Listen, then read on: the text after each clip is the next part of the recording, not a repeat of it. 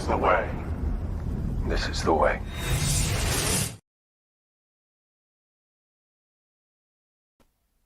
All right, everybody.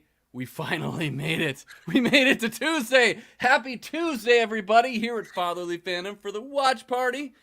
I am joined by the one and only man of the hour from Not Your Status Quo, Mr. Dougie Fresh. How you doing today, Doug? I am outstanding. Chris, how are you? I am so excited, man. I'm so excited. I wait all week for today. I love it so much. And then as soon as we get done with this episode, I'm already ready and willing for it to be next Tuesday. So we need to get there. We need to get there. The first thing I find, like a lot of us saying, is it Tuesday? Is it next Tuesday yet? Yeah, I know, right? Leaving us on a cliffhanger. Yeah. Sorry I'm a little late, guys. I needed to make some coffee. Doug knows this. My coffee maker is a little slow. So Dad needs his coffee. That looks like a really good cup of coffee. Mm-hmm. I'm very basic, too, because I've got the pumpkin spice.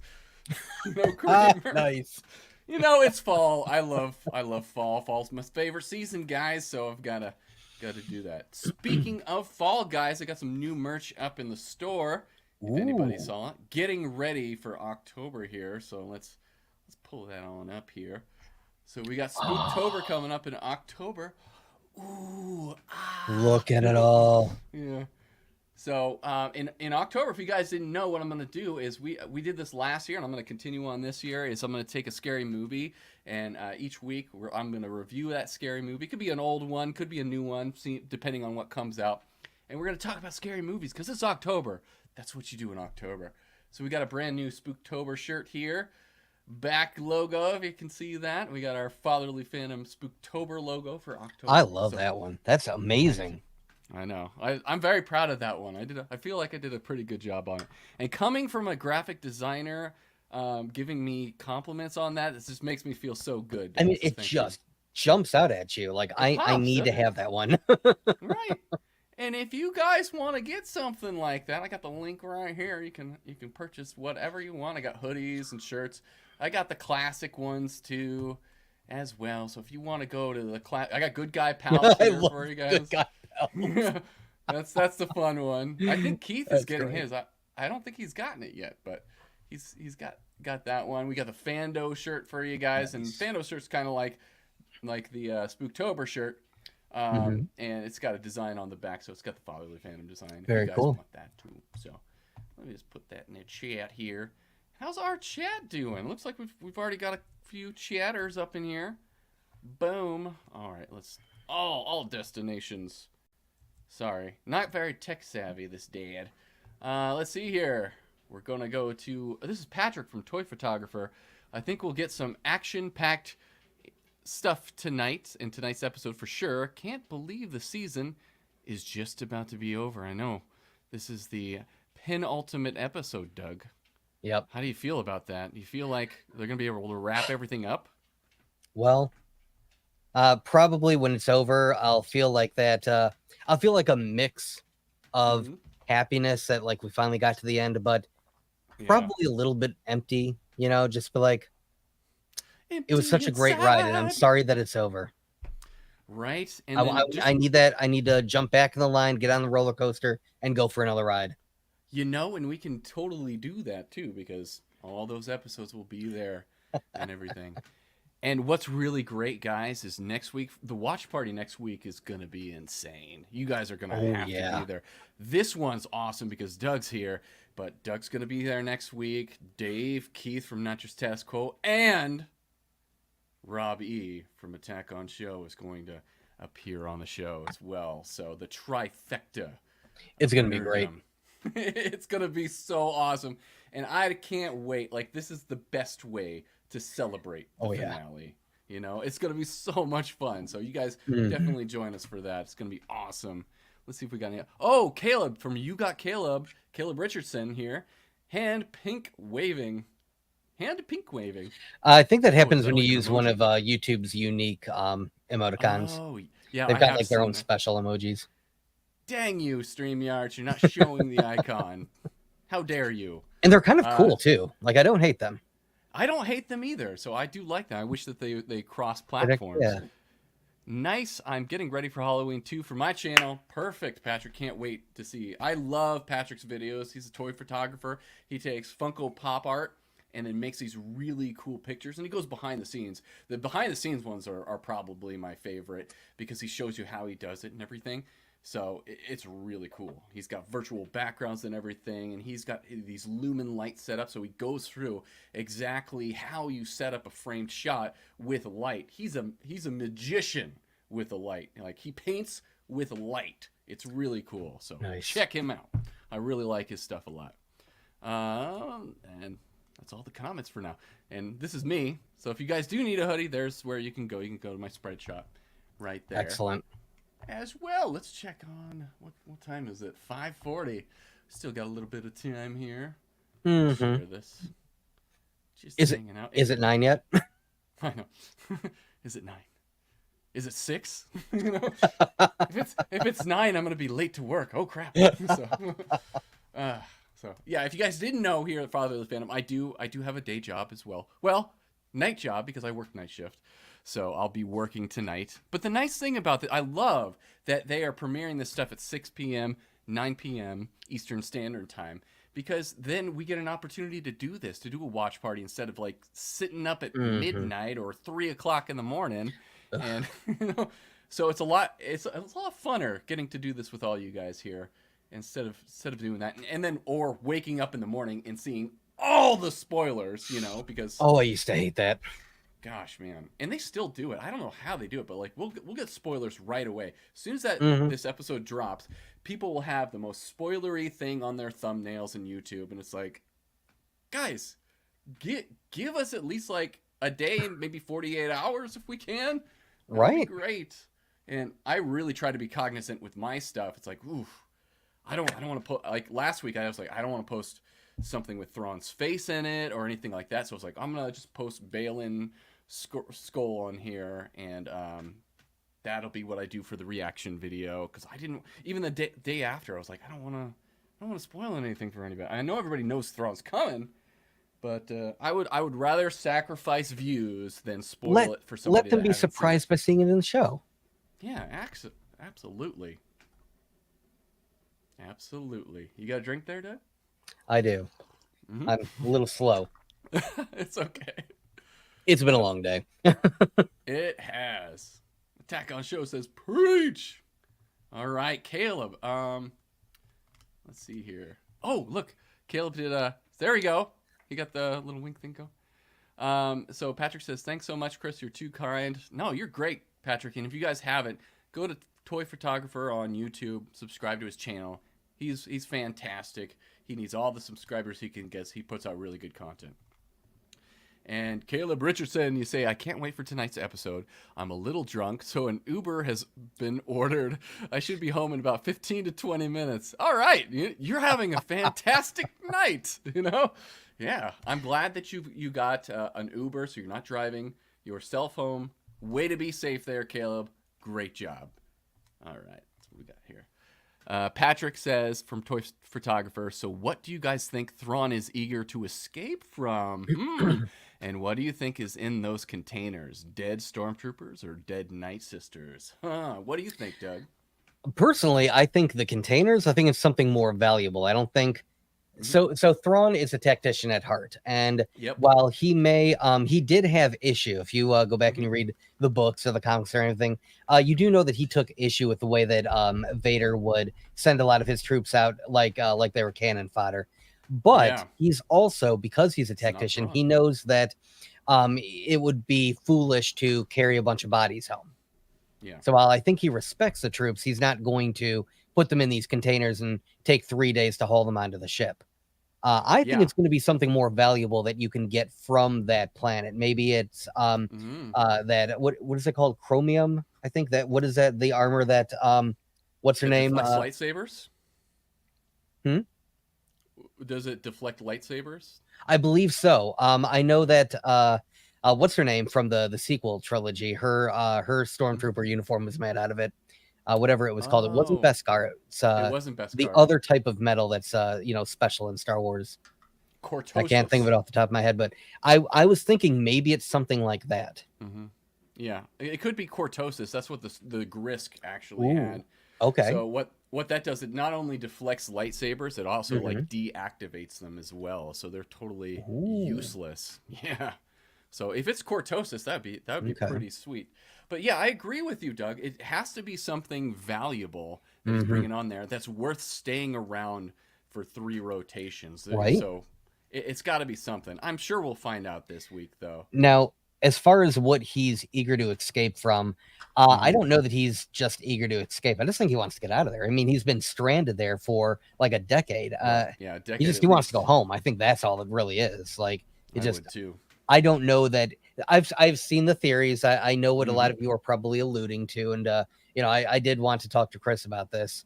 I've seen the theories. A lot of people thinking that, you know, Ezra might be some sort of secret psycho, and he's been out there sniping all of the stormtroopers, and that he's wearing their dog tags from all of his kills, and he has racked up more deaths than Chopper himself, and that he's like on the dark side. I don't know, maybe, but I doubt it. I don't know that they're going to go that route. Yeah, I don't know if they're going to go that route too. And me and Doug were looking this up beforehand, and I couldn't recall. I have not seen any materials from the comics, the books, or the shows with stormtroopers having dog tags.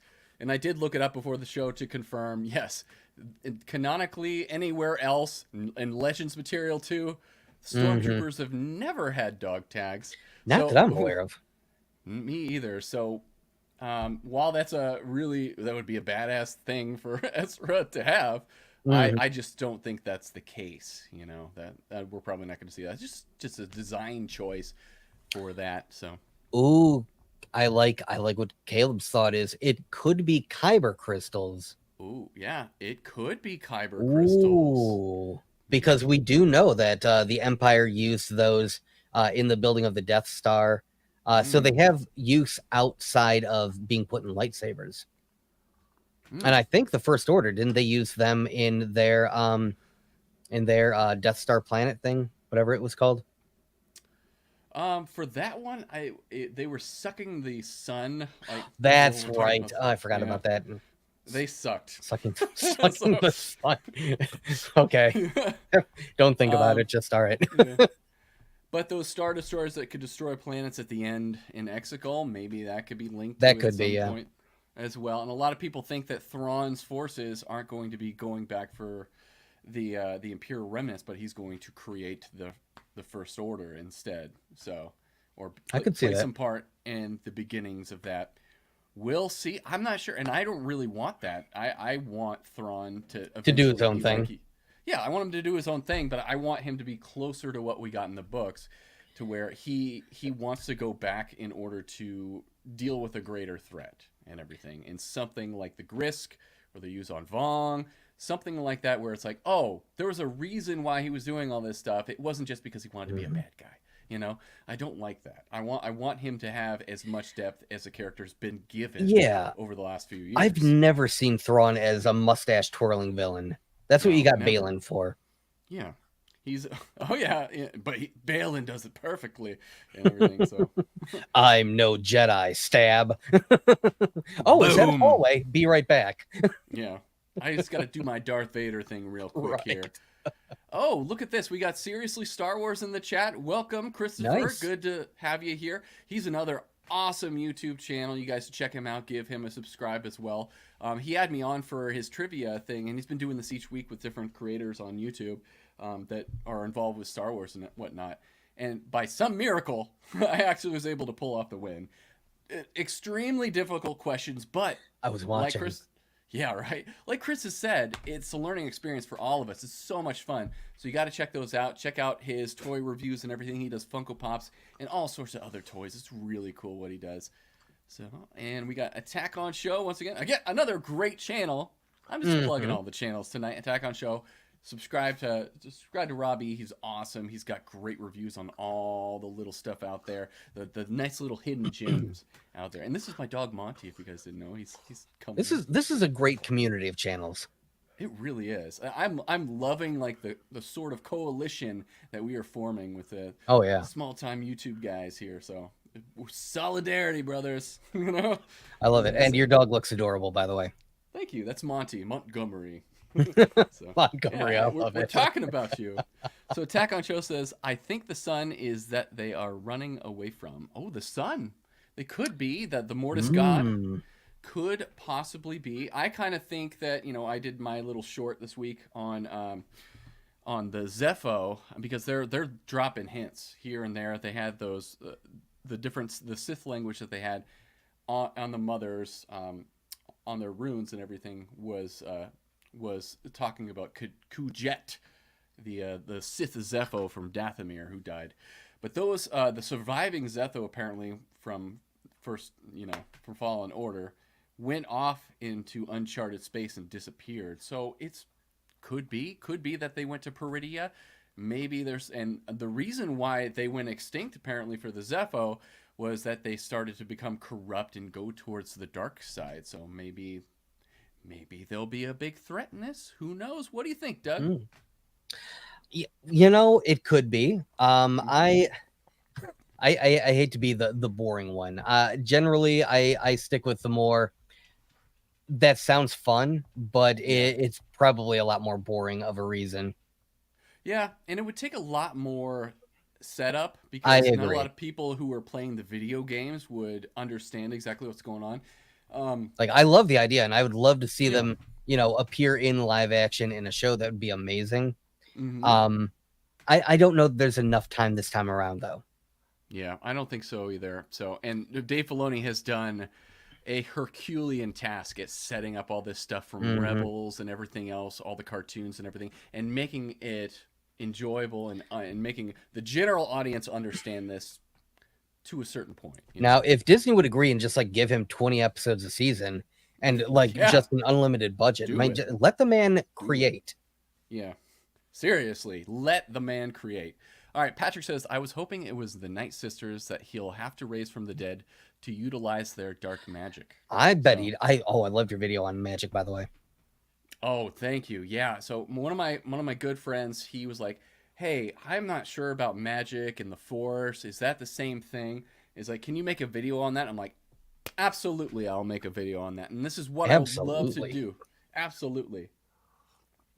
And this is what I love to do with Fatherly Fandom is I like to bring to light all the little things or all the little questions that we have about this stuff because there's so much lore and stuff out there. Oh, And yeah. I like to have a little nice little condensed thing for you to just watch so you can understand this stuff a lot better. So yeah, go check out that Magic and Star Wars video that I have posted on my channel if you can. It's so good. And, yeah. And All I your think, videos are good. Oh, thank you. And I think Morgan Elsbeth, she said like she's seen the catacombs. So is what she remarked when she was talking about what they're bringing into the Star Destroyer. So what do they usually hold in catacombs?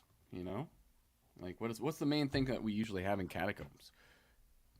Usually dead The bodies dead. and things. Yeah, exactly. So yeah, it's all likelihood they're probably dead bodies, and they're big enough for people. It'd be cool if they were some sort of metal like cortosis or something else, or chromium or whatever the metal is. It'd be really cool if it was something like that. But yeah, it could be dead bodies as well. Just context clues from what they were talking about and loading them up. So Mhm. who knows? Who knows for sure? Well, we'll find out probably tonight, right, guys? I know. Oh my gosh, it's so close. Oh, so Tack on show. He says clone troopers had ID tags. Oh, Did they? Okay. Okay. all right. Could have kept it going for stormtroopers. Okay, thank you, Robbie. Yeah, I was looking it up. I couldn't find any.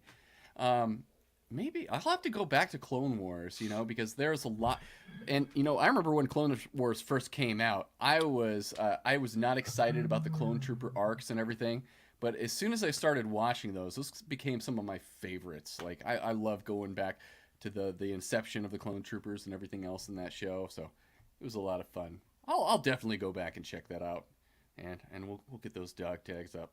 So Dropping some knowledge. Caleb, Starkiller Base was literally made out of the planet Ilum, which was made out of kyber crystals. Yes, I believe, Okay. Caleb, you are correct.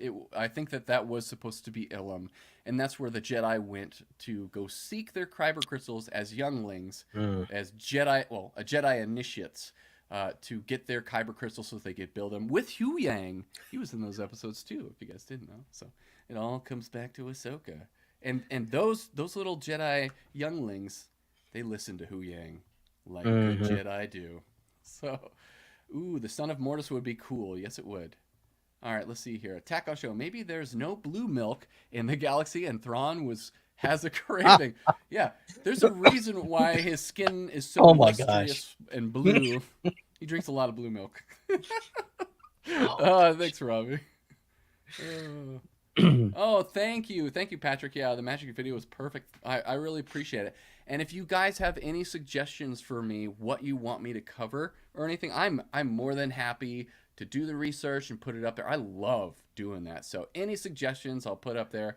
You know, Doug gave me a suggestion a few weeks ago. So anybody else wants to send me suggestions, I'll make those videos and I'll post those up. I'm trying to be very consistent with the videos too. So like every Friday, I'll be coming out with something. So you can always rely on me coming out with something on Fridays for you guys. Nice. So, and then I'm going to try to keep up with the live streams even after Ahsoka's done, like I was saying, with Spooktober. So if you guys didn't see my little, I'll share this screen again. If you didn't see, we're going to be going to Spooktober in October. It's Spooktober time. So I got new shirts up on the spreadsheet. I'm always so horrible. Spread shop on there for spread shirts. I don't know what you say. I'm just a dad over here. So I've got the Spooktober logo and everything for you guys. If you want to get those in the merch shop, they're really cool. But yeah, I'm going to be covering a different scary movie each week, so we'll have live streams on that. Might have guests. Maybe Doug will come on for one or two. I don't know. We'll see. Whoever wants to come on. So it'll be a lot of fun. So I just love Halloween. I love scary movies too. And it's October. We won't have a whole lot of Star Wars to talk about. So yeah, join me for all the scary stuff too. So it'll be a lot of fun. How great would it be if Thrawn, came back to the galaxy and he ends up, just hanging out with Luke and they bond over their love of blue milk. And Thrawn's just like, you know what? This is great. Just you, me, Chillbot, hanging out, drinking blue milk. We don't need to take over the galaxy. Oh, man. If you guys haven't seen Not Your Status Quo's little short today, you got to go check it out before the episode, man. Like now, and I was talking to Keith earlier. I'm like, man, now I'm picturing Thrawn as a valley girl. It's like, oh, jeez, Brenda. Ahsoka's on her way over here, and she's got the audacity to wear white like me. As F. So, Just Sabine's here? Sabine doesn't even go here. So rude. What are you trying to do? So now we have Thrawn, Valley Girl Thrawn, and we got Chillbot in the show. So. Oh, great. Oh, man. New shirt idea for you. Valley Girl Thrawn. Go with your good Valley guy Girl Thrawn. I love it. Oh my God. Yes. Throw that together, man. I'm going to throw that together. So for the next live stream, I will premiere the Valley Girl Thrawn shirt for you guys. He's going to have like a blonde wig on. Oh my God. We need the following Fandom trading card set. I don't know. Good God, Palps. Valley Girl Thrawn. Right. Collect them all, guys. Yes. Right. I love this idea. You're thinking. Oh man, we're getting close. Let's see if we got some Ahsoka going. All right. Share this tab. Does Disney Plus not do the whole watch party feature anymore? I don't believe so. I haven't seen it on there, so. Huh? Because I know it used to be a thing during 2020 times. 2020 times. Oh, got to put my password in. You guys have to have me log back in. Okay. We can watch Dancing with the Stars, guys, if you want. That's cool. That'll be great. All right, so. Nope, nothing yet. Stop. No, don't want to play it yet. Stop it! All right, I can just open this up a little bit more. Yeah, it like goes off to the side. If you guys see that, I don't know. Mm-hmm. Can I? No, if I adjust it, nothing. No, it's not letting me do it. Oh well. Here you go. Just playing around with you guys. Yeah, not up yet. Pretty soon though. We got what, 2 minutes? Oh yeah. Tack on Show says, "Love the Spooktober." Thanks, Robbie. It's awesome. All right. So soon. Oh. Now, once it actually starts, guys, we're going to be playing it here. This will be our reaction. I can't actually put it up on the screen. I will get hit for that. Disney will come after me. Bob Iger will come to my house and slap me across Mickey the will face. land in his X-Wing. Oh, what are you doing there? Ha-ha! I'm going to kick your ass. You got the voice down, man. Oh, boy. Oh, Sorry, boy. Mickey. I really didn't mean that. You're going down like a clown. Oh, my gosh, Mickey. I'm sorry. I didn't mean it. So, what do you guys think in the chat? I want to know theories. Like, what theories, what things what you were expecting today? Maybe for the finale, too. Huh. Gonna jump off and head upstairs to join my wife. Yeah, you better watch the show with your wife, Patrick. Absolutely. That is beautiful. I love hearing that. Mm-hmm. A family that does That's a Star good Wars com- together stays together. Stays together. Yes, Doug. Yes. That is a good family right there. Enjoy, Patrick. Join us for the after party. We'll be talking about our reactions and whatnot. Again, guys, if you haven't done so, go over to Toy Photographer's page. Give him a subscribe. Give him a like. Like his videos. Watch his videos. Help the dude out as much as you can. Okay? And so, enjoy, Patrick. Thanks for joining us for the beginning here. All right, I'm refreshing. See. Are you going to watch the recap beforehand? Do we want to watch the recap? Personally, I've watched the episode enough. I don't know that I would need to see the recap. Yeah. Okay, so we'll skip the recap this time.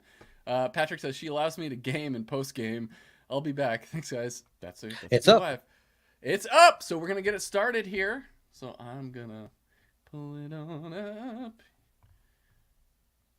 No thanks. Stop sharing that. All right. Now I'm going to give me the skip. Where's the skip? Oh, there it is. Okay, are we ready? Ready. I got the Lucasfilm logo. Are you there? Okay, give me 1 sec.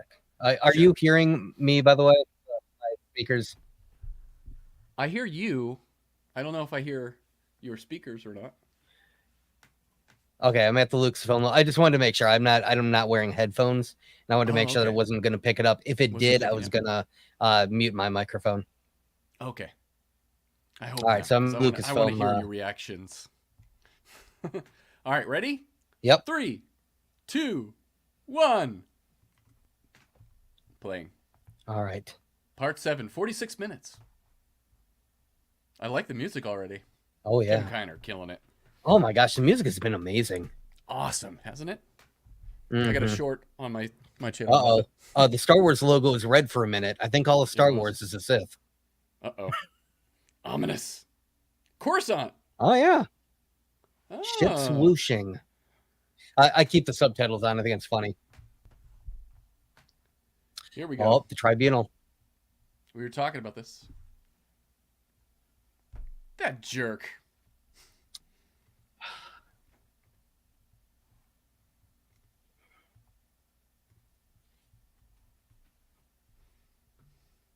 Oh. Oh, dude. Get him. Right. I love that they're switching up their outfits a little. Mm-hmm. This dude. Dude, you live in Star Wars galaxy. I know, right? Everything's a fairy tale.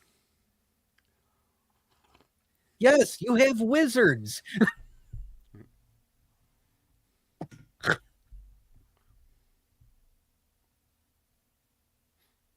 Tell him. Oh, there you go. Conflict on Mandalore. There, yes, finally. Thank you. Confirms it.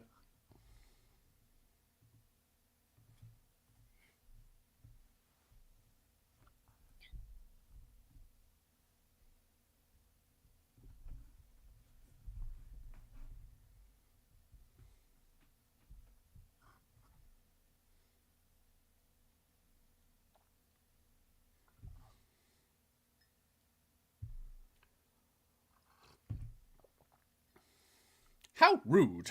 You know, we kind of figured that it was going to go in this direction, though. Oh, look who it is. Nice.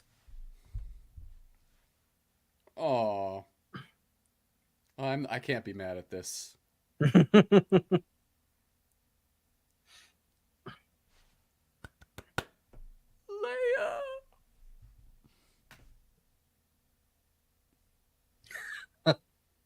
That's the best way they could have done that. Yeah. Thank you for not CGing her back to life. Oh, God. I love this.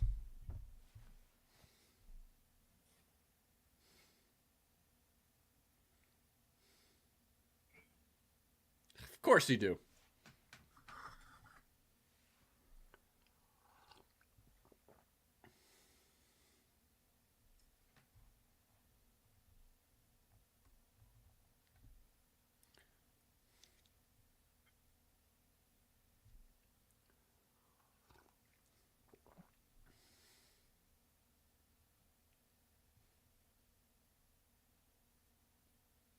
Chopper, don't kill him. A mirror droid?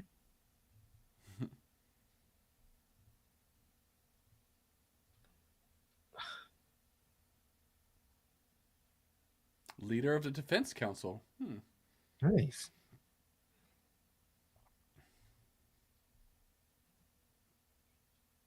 Oh, well, okay. Nice. Mm-hmm. That is not how I saw that happening. No, I really thought there'd actually be real repercussions, but all right. Mm-hmm. Oh, Anthony Daniels. Thank you. Just Thank you hearing for him again. saying something. And oh, it was so good seeing him back. Yeah.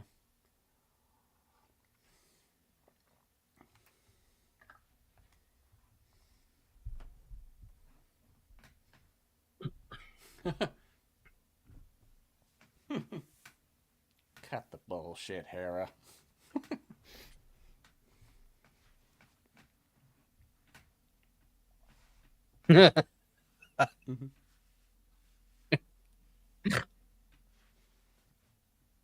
Pretty real.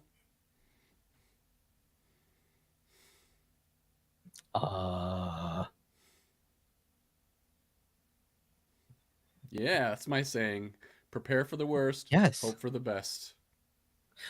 Good job, Perfect. Hera. Mm-hmm. Mary Elizabeth Winstead is doing a pretty good bang up job with Whoa. Dreams and Intense Madness. drumming. God, this music. Dreams and Madness. Nice. Purgling. It's the purgling. Nice. I am the Purgalord. Look on me. The Purgalord.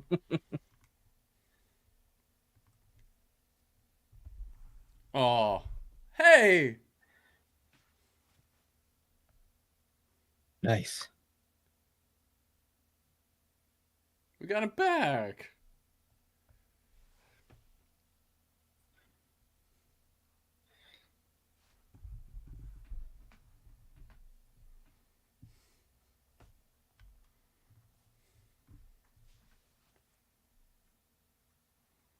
Love the name drops, by the way. Yeah.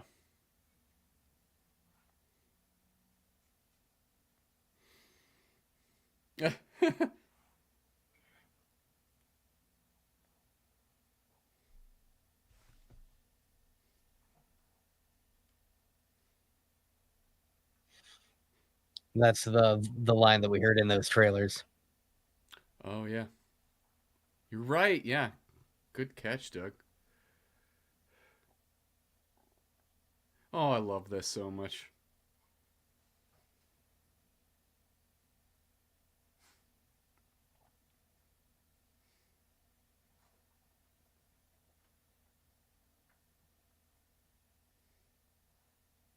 Oh, that's great.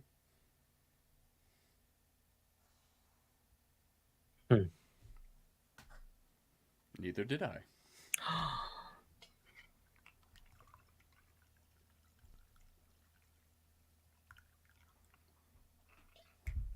The show is a better legacy for Skywalker than the sequels. I'm just gonna say it. Oh my gosh, yeah. No, I totally agree with you.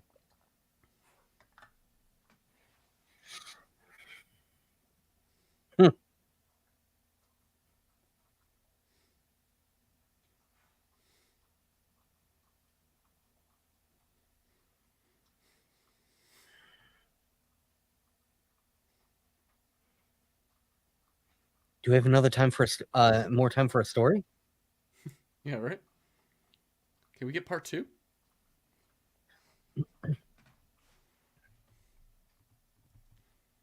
Oh my god. Mm-hmm. Well, I wonder where she got that from.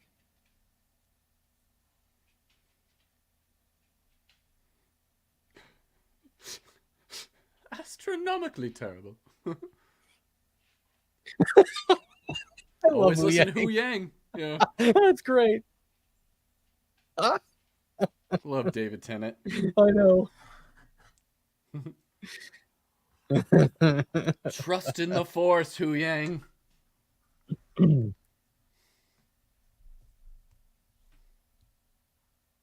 She's got a smile on her face. She knows. We're good. Oh, I love the Purgles. Oh my gosh, it's so great.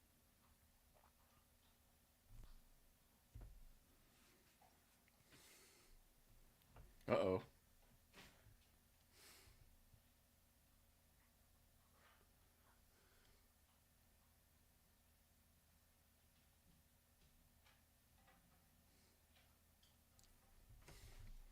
I've got a bad feeling about this.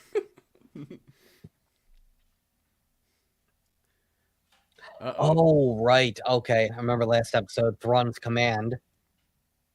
That's what's happening here.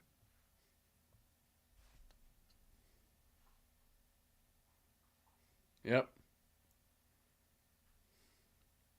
So, it is Peridia. Oh, There we go. wow! Holy crap! Oh, those are mines. I know. That's a lot of mines. Oh my gosh, yeah. Wow. Purgles, get out of there! Oh, the poor Purgles.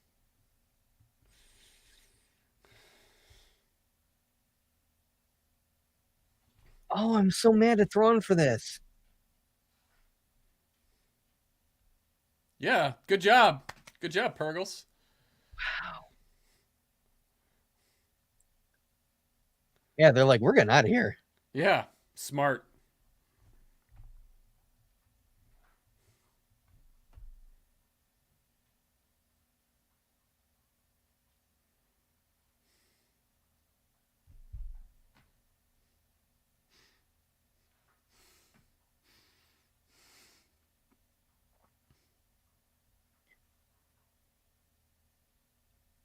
Thanks, How Captain did Obvious. he even have that many mines? Right? Wow. Yeah. You think?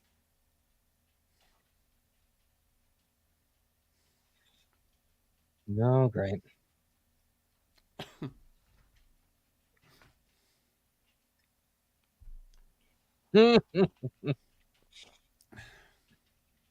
This is such an Anakin move. Mm-hmm. It's totally something he would have done. Yep. She Obi-Wan. is his Padawan. Oh, how I hate flying. Come now, master.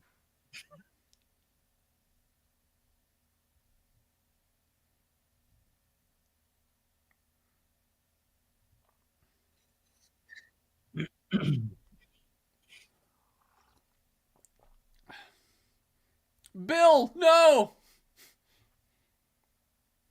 He had kids and a wife. He was almost to retirement. Did you call him Bill? Yeah. No, Bill.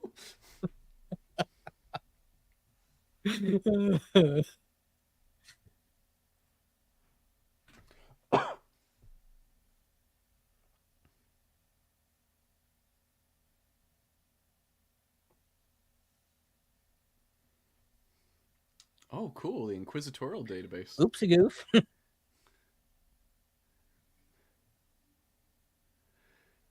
Oh.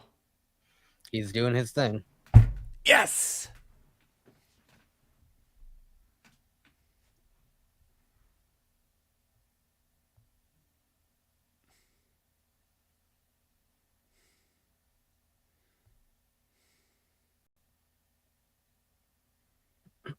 I like that hologram. It's different. That's cool.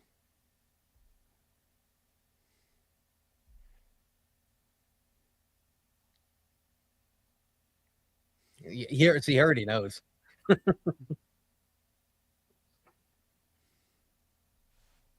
Mm-hmm.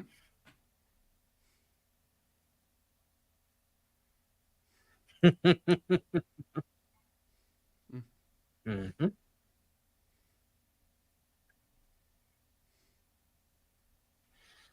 Yep.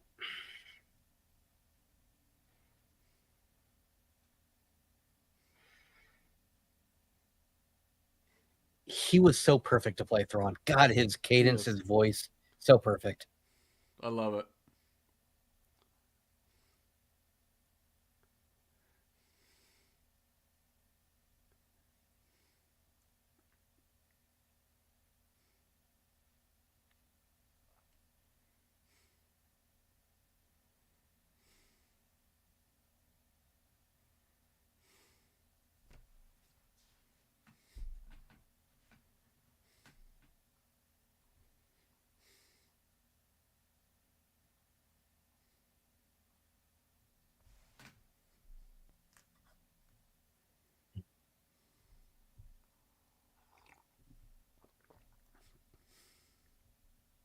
Mm-hmm.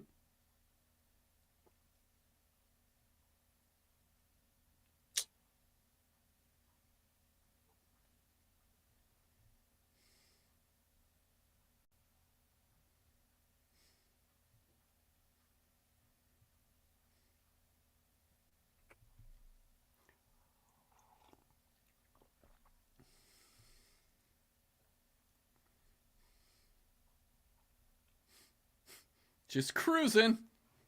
Finally. Yeah. Whoa, what was she doing down there? I'm sorry, Family Channel. Family Channel,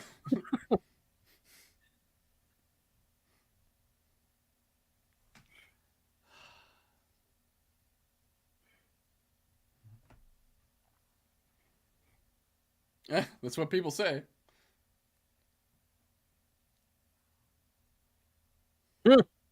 Zeb's training recruits. Poor Sabine.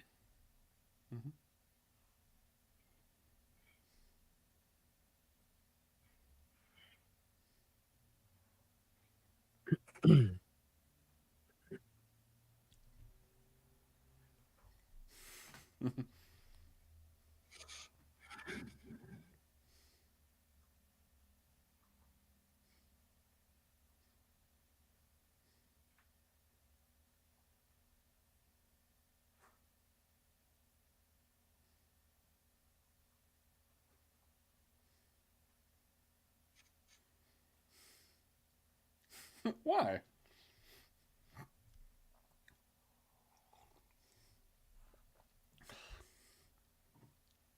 Are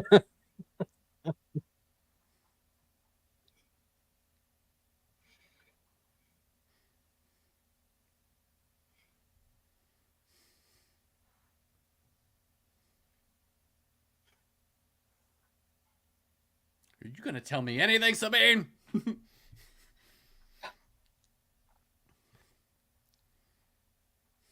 Where's Sierra to start her rant against Sabine? We need Sierra.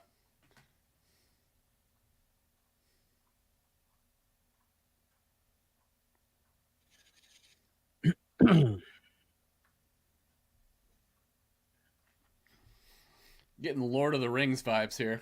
Mm-hmm. Wow, he teamed up with them pretty quick. Mm-hmm. He's a charismatic guy, so. Mm-hmm.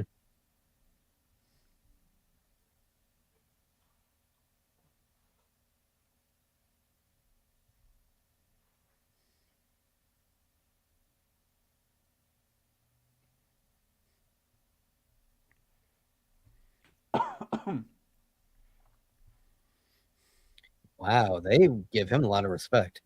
They really do. It's like, what did he do to earn that amount of respect?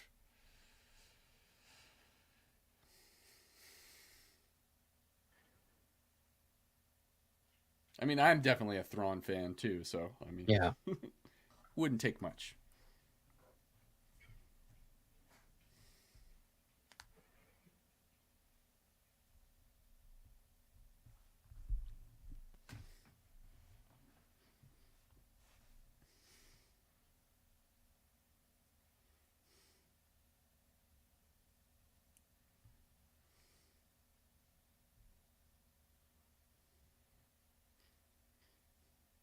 Please Reach out with your feelings, Luke.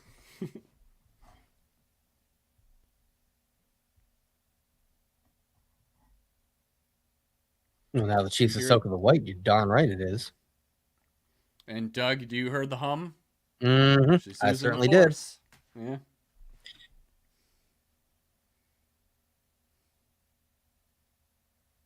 Nice.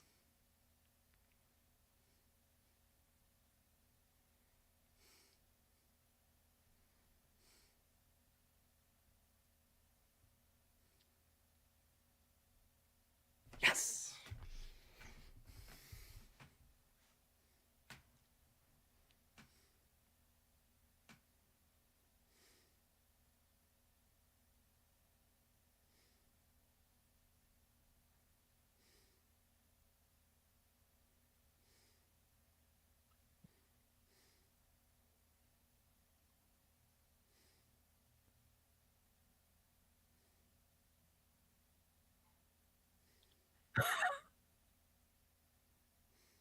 Oh, that was a perfect transition. Mm-hmm.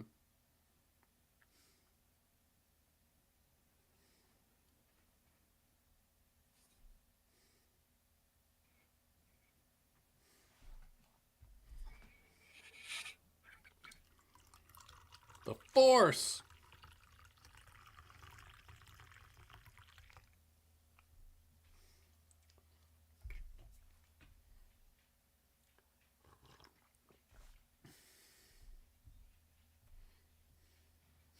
On our way.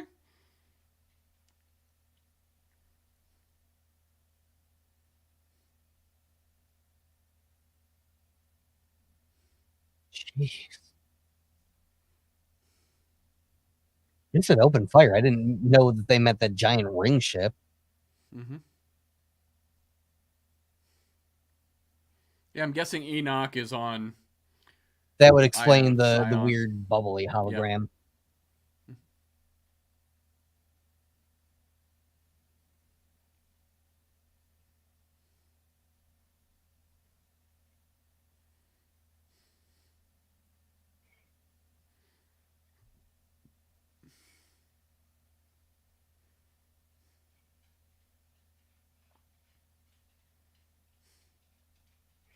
God, he's just so calm, cool, and collected about everything.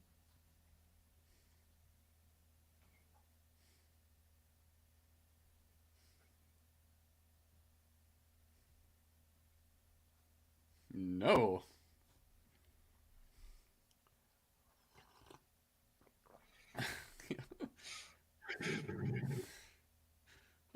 They're just so slow. It's like, how are you gonna get away?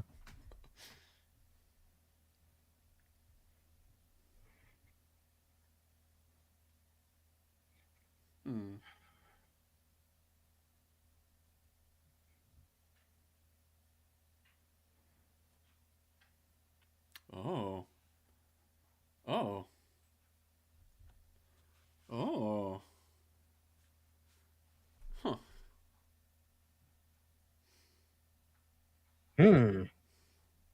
Interesting.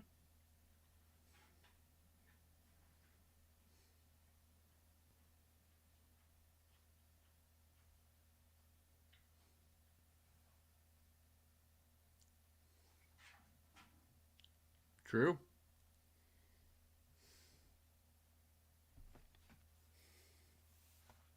That's interesting.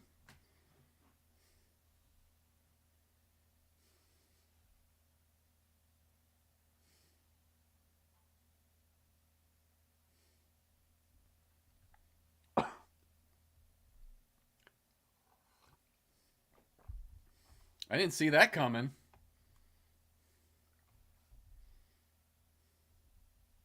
You know, at the very least, he could have cut off her Padawan braid.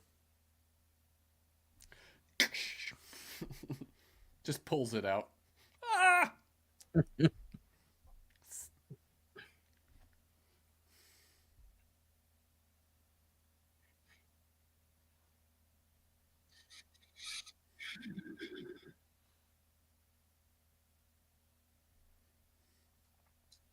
Everybody got the right amount of ribbons, right? Yeah. Okay. We're good.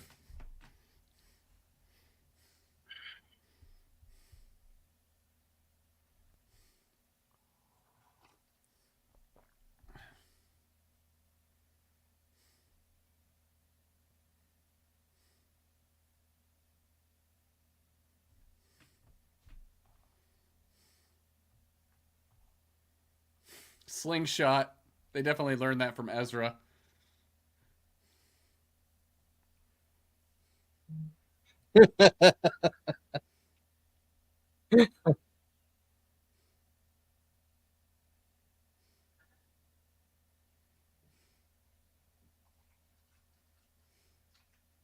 Oh, they hide in their shells, man.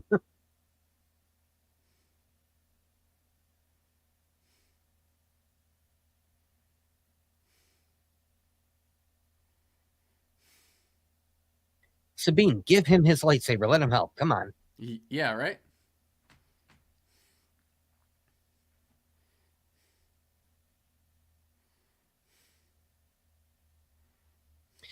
If it's been 10 years, I wonder if he's going to be like out of practice. Probably.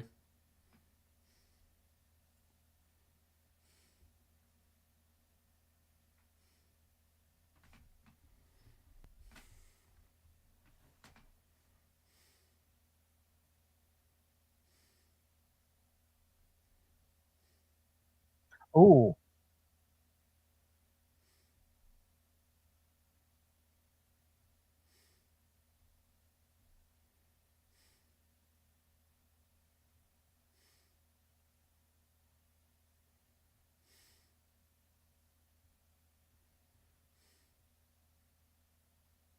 Oh.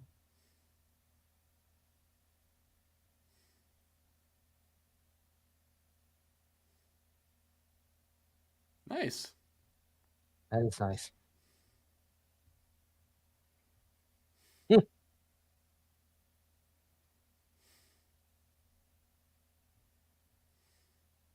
Got him.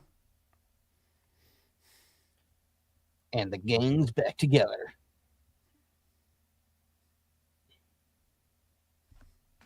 Maybe Balin is going off to face Ahsoka? Maybe.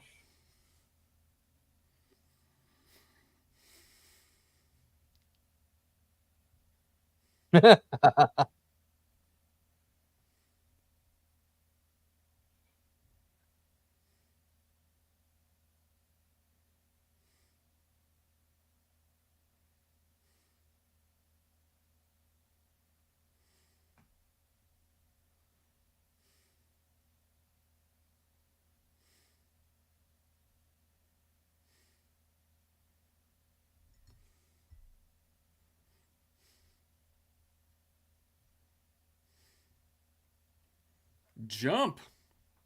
Mm-hmm. Yeah.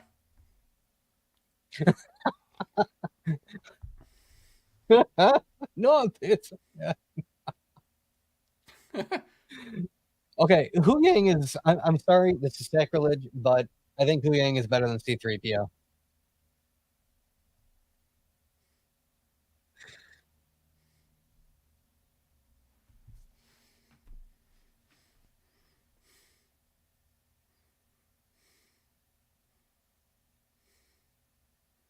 Woo!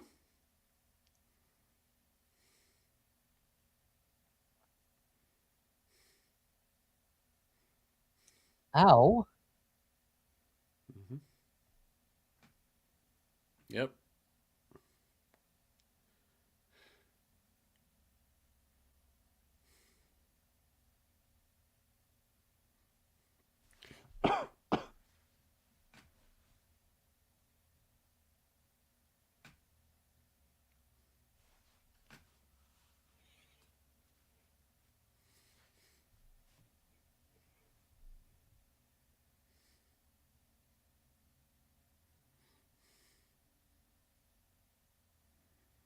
Round 2. Mm-hmm.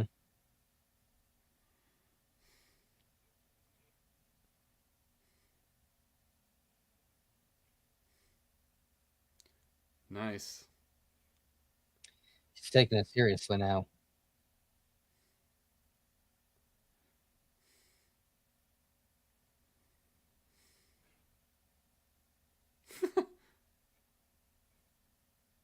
What? Thank you. About damn time.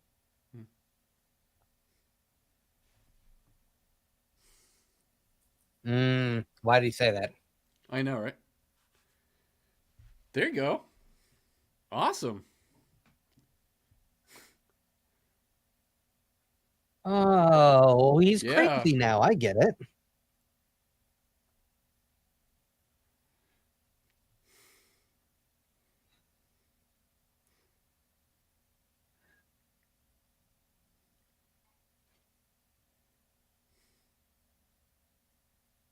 I mean, he really is good at force pushing.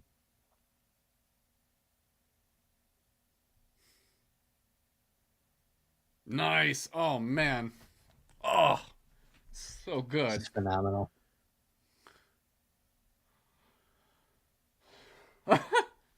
God.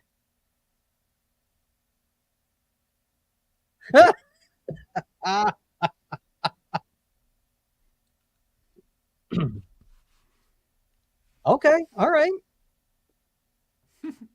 Singed my hair.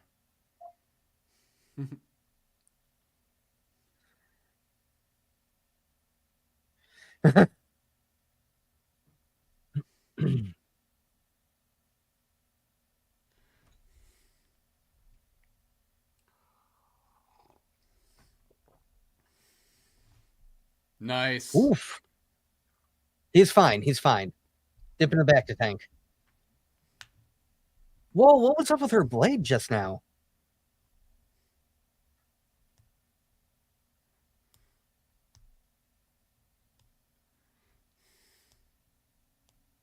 Oops.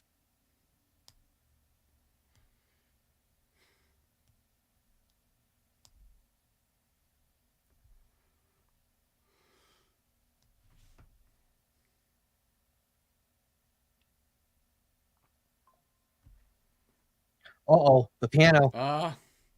Oh, no.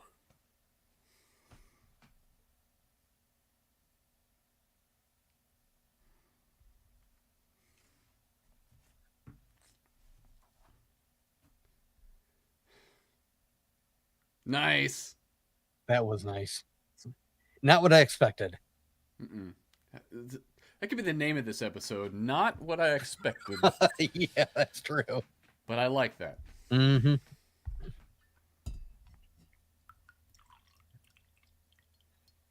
I might have to steal that, by the way.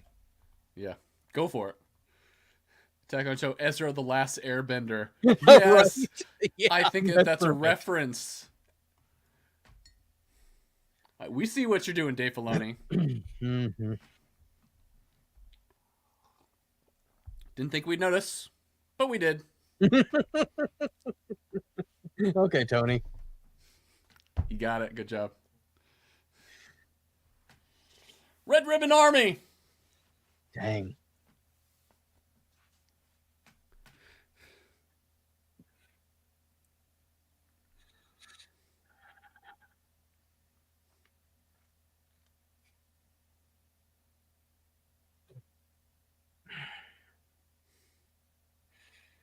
Not yet.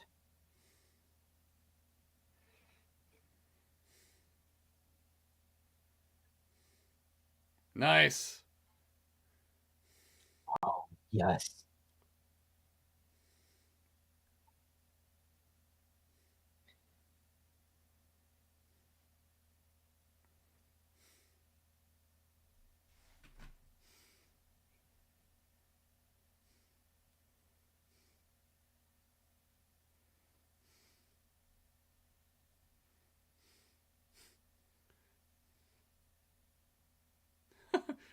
So Ezra.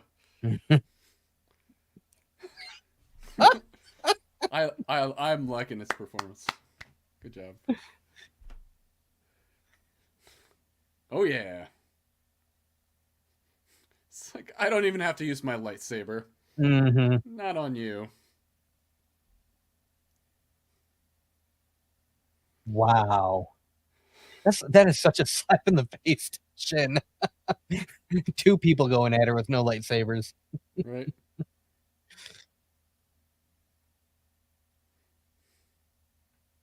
Nice. Whoa. Now, are they a better shot than average stormtroopers? Good question. They die about the same. Yeah. God, Imperial armor sucks. It does. Ooh. Where was the Wilhelm scream? Come on. Ah! That's what they needed there.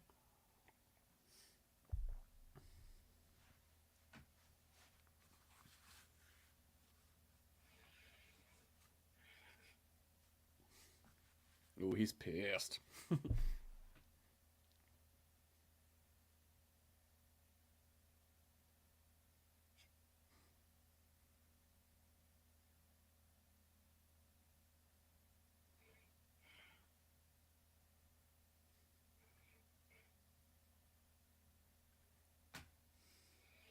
Yep. Yeah, that's the main point.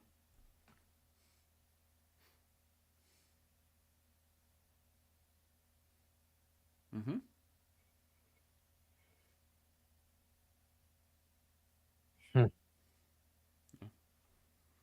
I have a feeling that they're all going to get stranded. Mm-hmm.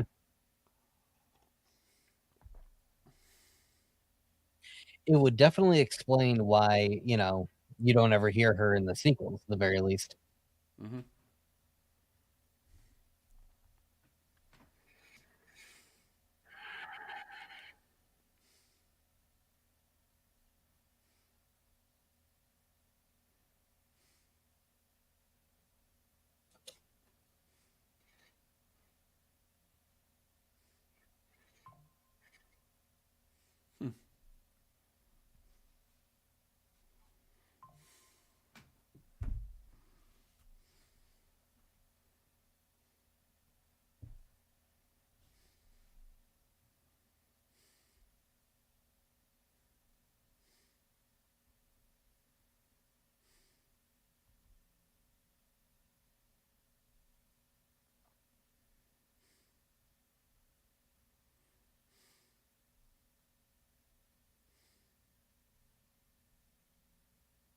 Hmm.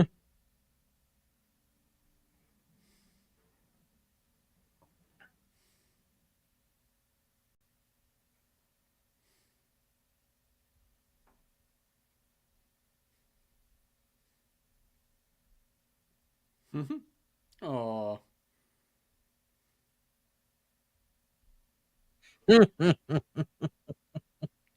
Oh my God, I love it.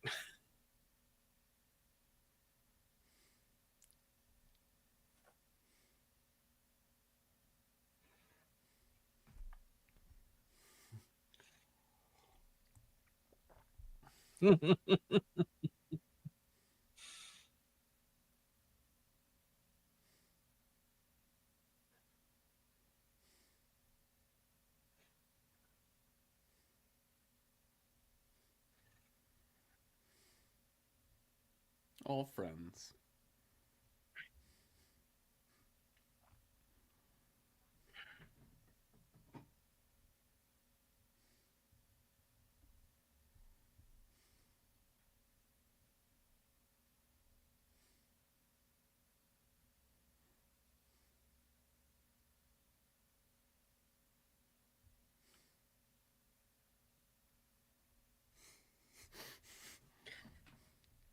Man, he said that way too many times. I know, right? I'm like, Oh God. It feels like the police detective is like 3 days away from retirement. Yeah. Yeah. Oh, that's the end. Oh. Really? I know. Wow. Still enjoyed it though. Yeah. Seemed a bit short, but yeah, it was good. It did. It always does though. Oh my gosh. There we go. Jeez, that was nuts. I'm loving Thrawn. Same. Yeah, Lars Mikkelsen is doing a great job with that character. Such a good job. Dreams and madness. All right.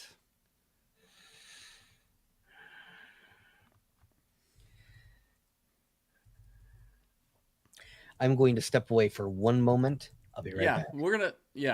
Guys, we're gonna take a short intermission here, and we'll be right back. Okay.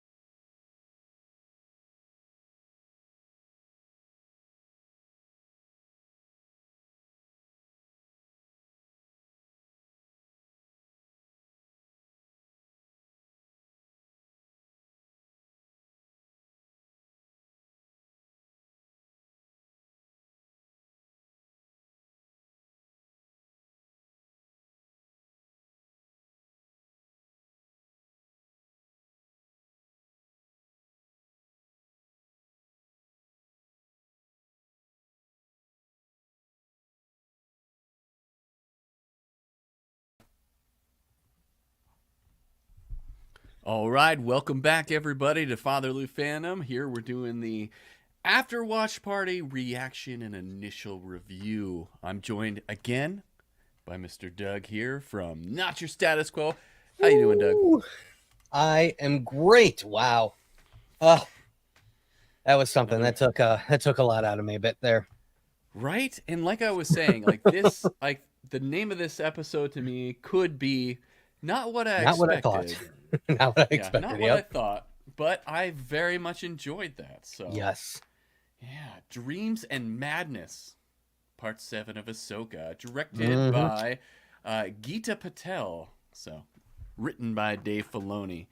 I gotta say, I'm starting to really like Ezra a lot. Like, he was very endearing to me this episode. What do you think, Doug? Yes, but I'm concerned about him. Oh, you think he's gonna die? I'm wondering, is the Dreams and Madness, is the madness referring to Ezra? Him? Yeah. Oh, do you think he's actually crazy? Yeah. Oh. I mean, I don't know. I think he's been alone for so long. I think he might be starting to lose it a bit. Interesting. I kind of like that. Like, I like the fact that he feels like he doesn't need a weapon anymore. It's kind of like more Jedi That than is anybody. definitely super Jedi. Yeah, I He's- really like that. He was like, I don't need that. I will not attack. I will defend. Mm-hmm. Yeah, I get a bad feeling every time he says, "Oh, I feel like I'm going home." Yeah, definitely going home. We're going home. This is gonna be great, guys. There it is. There's the ship that's gonna take me home. All right, Yeah. I'm getting ready to go. Or am I? So I'll tell you all right now. I'm gonna make this prediction for next week's episode. They are not getting home. And will Ezra actually make it out of this series? Who knows? I'm a little concerned at this point. I know. Right? If he does bite it, is that going to be a catalyst for Sabine?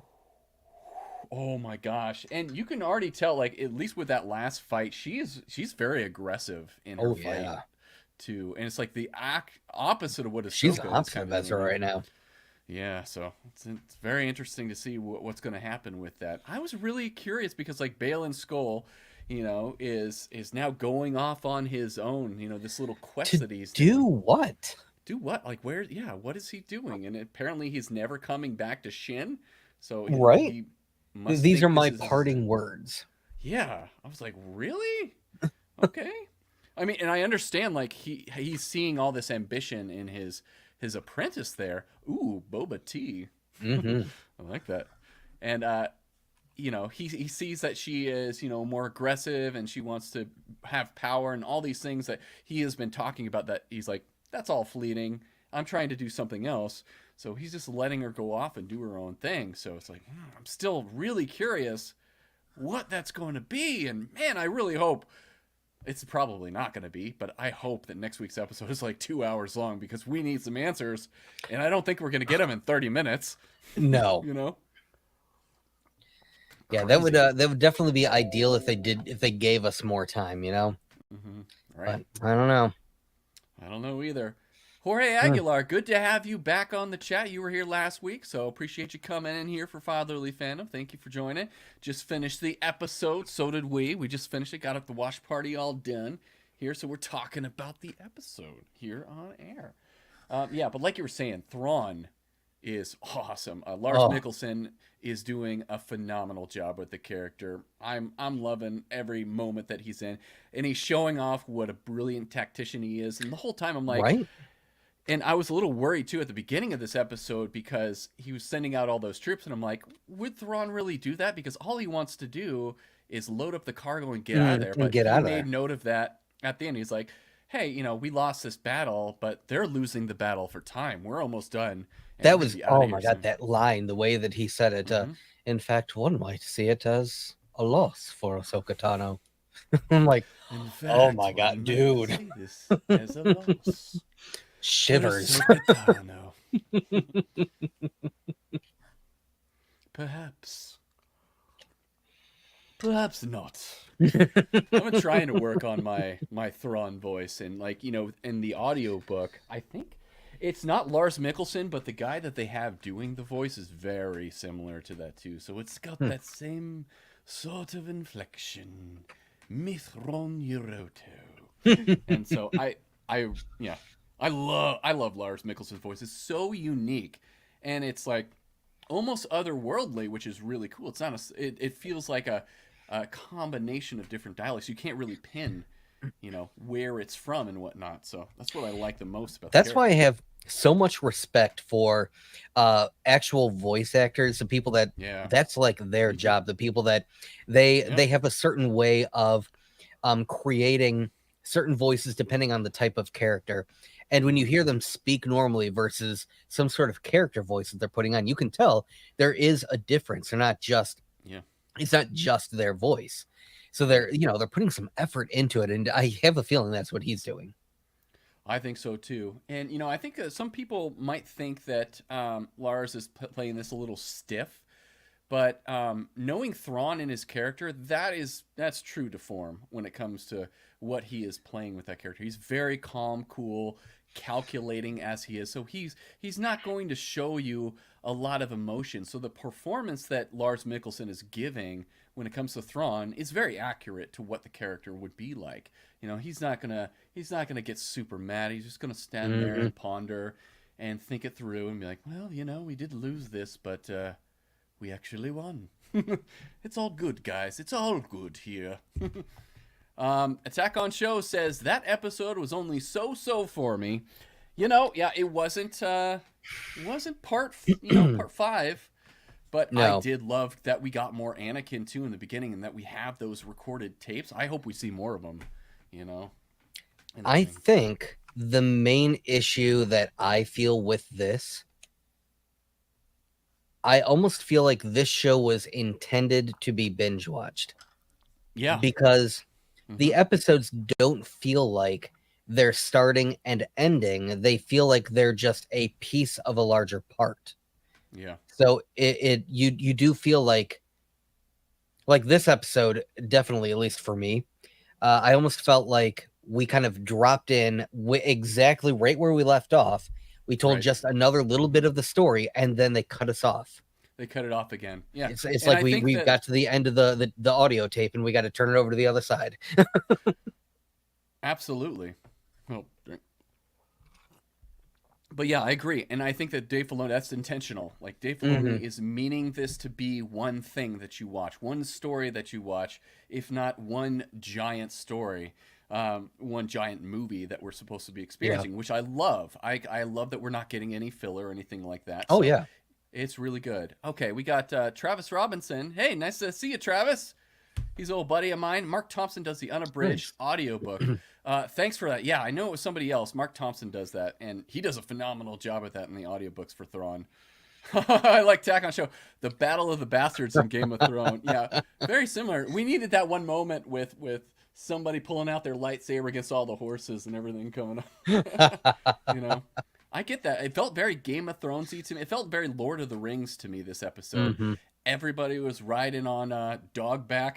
Yep. On Howler back, I guess, as it were. And the way that Balin fights, it's so much like a medieval knight. Yeah. I love that. In that fight with him and Ahsoka, chef's kiss. Perfect. Oh, okay. I thought for a minute. The minute I heard that piano sting, I was just like, oh no, what is he going to do? That was not what I expected. No.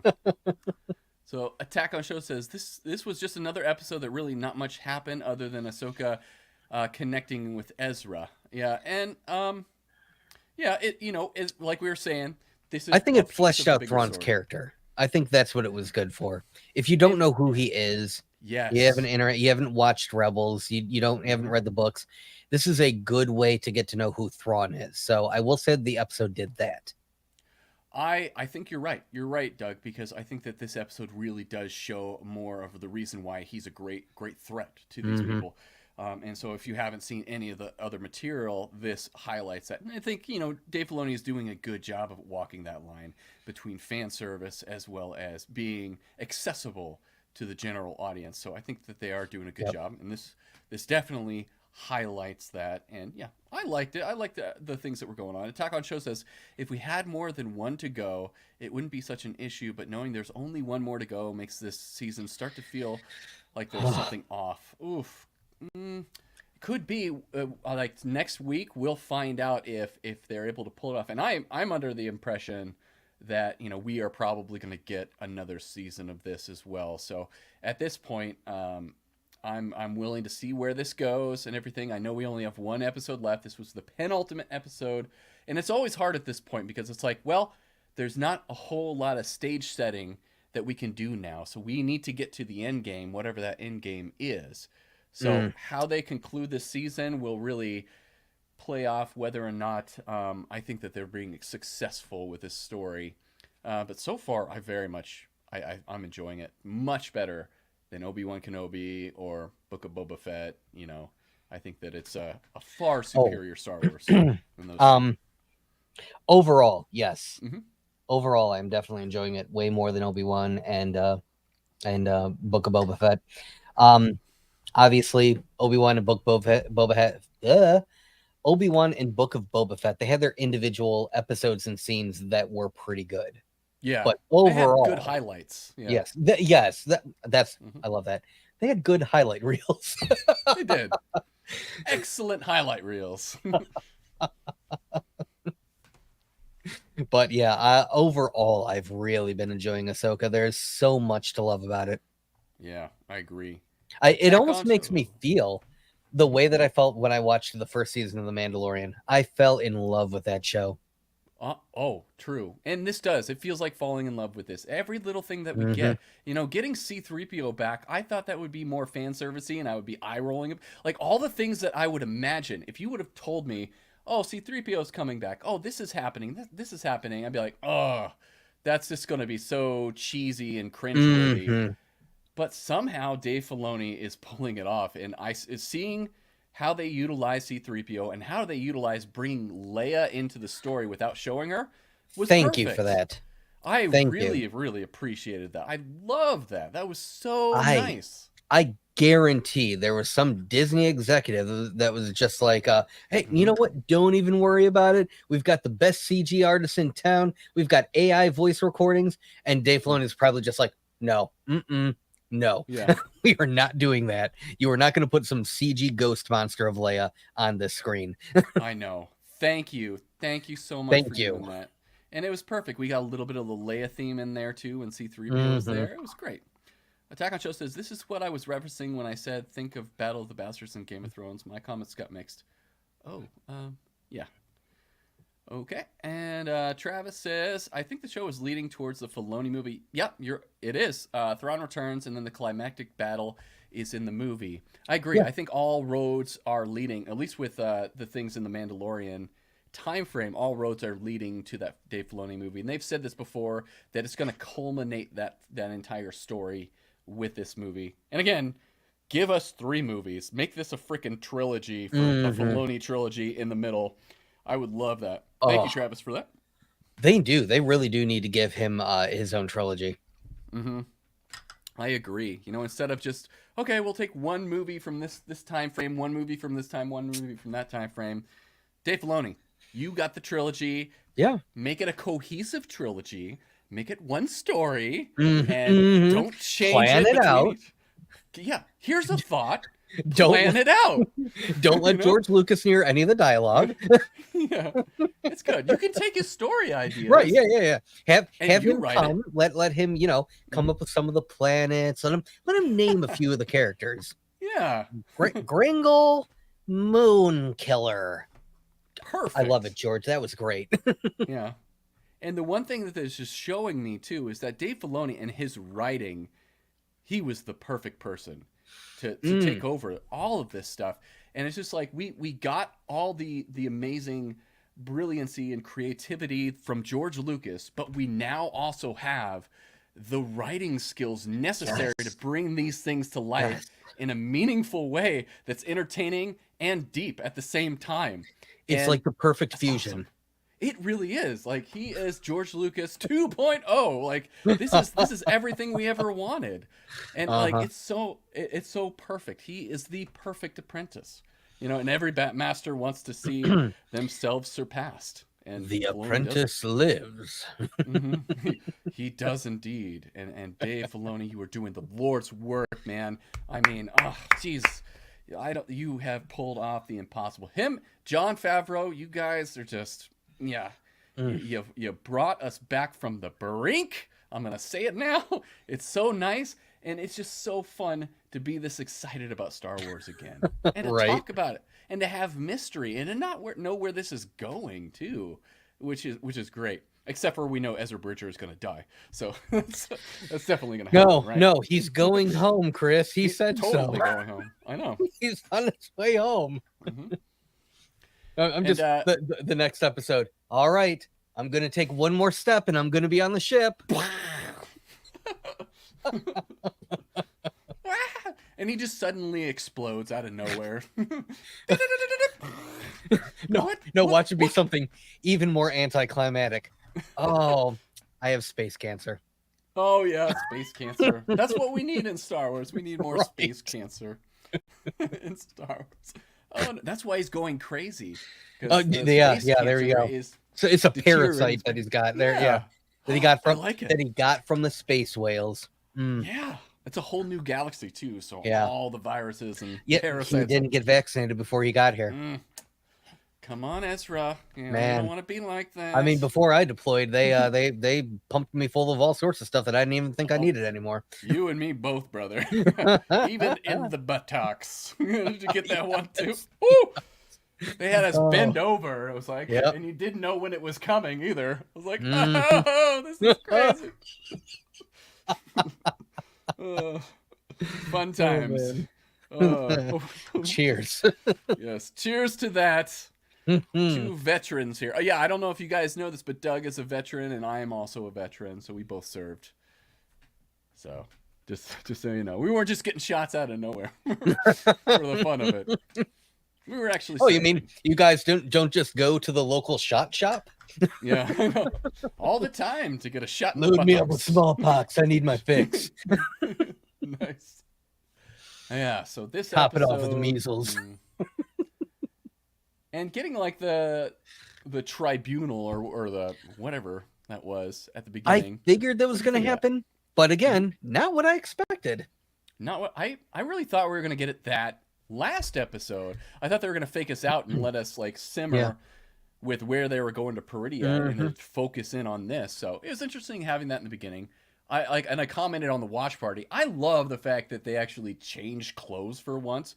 It's like, yeah, that makes sense. You know, you're not a cartoon anymore.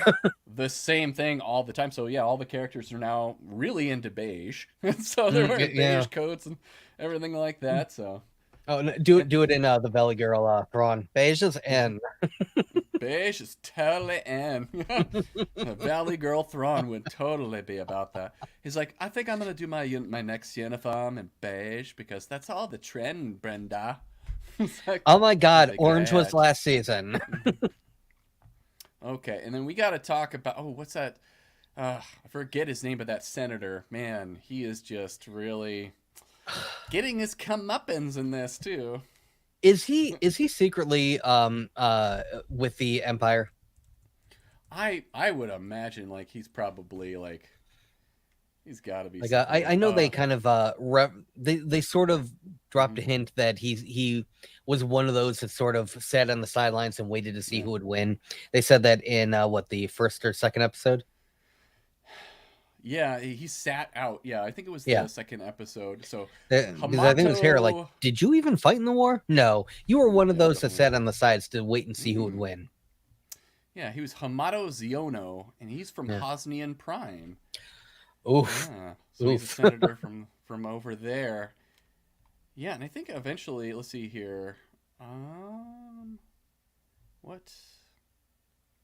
And I think eventually he does try to become chancellor. Oh. I'm just reading up real quick on this. I mean, that would certainly explain a lot about the New Republic if he did end up continuing on, not only as a senator, but attempted to become chancellor or did become chancellor. Yeah, it would explain an awful lot. Yeah, he definitely has his eye on that seat. And, we got, Mon Mothma back again, just tired as hell. It's like, oh, I just got to deal with all this stuff. And she's like, oh, Hera, come on. You know what what I do not understand about the New Republic, or maybe it's just this guy, but it kind of seems like a lot of them. What I don't get is this is the Star Wars galaxy, and they have a lot of wars. Yeah. Like a lot of them. There's always some sort of war in the stars. You'd think they would have an understanding that one big battle doesn't mean that it's the end. Like, there's still going to be little pockets of resistance here and there. Like, you'd think they know that. Yeah. Balin knows that. He knows all about the cycle. But, and the other thing, too, is like Ziolo saying that it's like, oh, these Jedi out there and these space whales. It's like, dude, like, a major should be normal Sith for Lord you. Ran the galaxy just a few years ago. Come on. Darth Vader was running around choking people through monitors. How do you... What? Do you think like the average person maybe missed out on that? Like, do you think maybe most folks didn't even know what like Sith? Yeah, I looked through the dictionary. I don't even know what that is. What? Is that? Yeah, and good point, Doug. That probably is the situation because, like, people heard stories about Luke Skywalker. It's like, oh, he says he was a Jedi and he took down all these things, but they're not actually seeing it in real life and seeing it up close. So, yeah, I'll give you that. So that could definitely be a possibility. The only reason why I say that is I always think back to Episode 4 with Han. Oh, that hokey religion. Yeah, true. And that's how it was originally set up like that. It's like, oh, that's all from mystical fairy tales from the past. Like that didn't actually happen that way. And that was half the fun of Star Wars too, is be like, no, there's magic does exist. The Force does there exist. really are space wizards, man. Yeah. So I do like that element in the story. So yeah, I guess I can see that. So, but that guy, I just don't like him. No, neither do I. Not a fan. No. Not a fan. But yeah, I did like how they brought in C-3PO, like I was saying, and everything, and how they utilized Leia, and it makes sense, and it sets up her role in the Resistance for the sequels that we don't talk about, but we talk about all the time here on Fatherly Fandom and Not Your Status Quo. So she's now ahead of the defense fleet or whatnot, the senator that's in charge of that committee, I guess, is what they set up there. So I was like, oh. Makes sense. Okay, so she's taking on that role and that responsibility. Cool. So we're seeing that setup. So unfortunately, guys out there, guys and gals, yeah, this is leading to the sequels. I'm sorry to say, but it is. We're just gonna have to deal. He's kind of boxed in. It's not like he has much of a choice. Totally. But we have so much story to explore and other stories that can be explored. The way that I see it, though. I see him doing for the sequels what he did for the prequels. If it hadn't been for the Clone Wars TV series, I don't know that I would have had as much. I don't know that I would have enjoyed any aspect really of the prequels. They are still very difficult for me to watch because every time I do go back, I'm reminded these are not great. Yeah, they're not the worst thing I've ever seen, but they've got their issues. But the Clone Wars makes them better if you're able to kind of weave it in the way that these characters act, and you really do see it in this series too. In Ahsoka, you can see that they have a lot of their sort of Clone War personalities. I love seeing that. They really do, and I love the fact that we got more of a Clone War style Anakin in the hologram too. I love that. I absolutely love that, and you could tell too in that hologram that he is the older version. In that Clone Wars scene, and that was the last one that he made for Ahsoka. I love the fact that they were able to set that up in a way to where it shows you not only that he cares about Ahsoka so much because he made all of these, so it adds a little bit more to Anakin like that, but it also gets to show you a little bit more of Anakin's side as well as Ahsoka and how much she still respects this man. Now, when she mentioned that he had made a bunch more of those videos, were those the same videos that Ezra was watching in Rebels? I think so. Yeah, because they had a lot of the they did show lightsaber techniques and everything from Anakin during that. So I think so. I think you're right. Those are probably That'd be cool.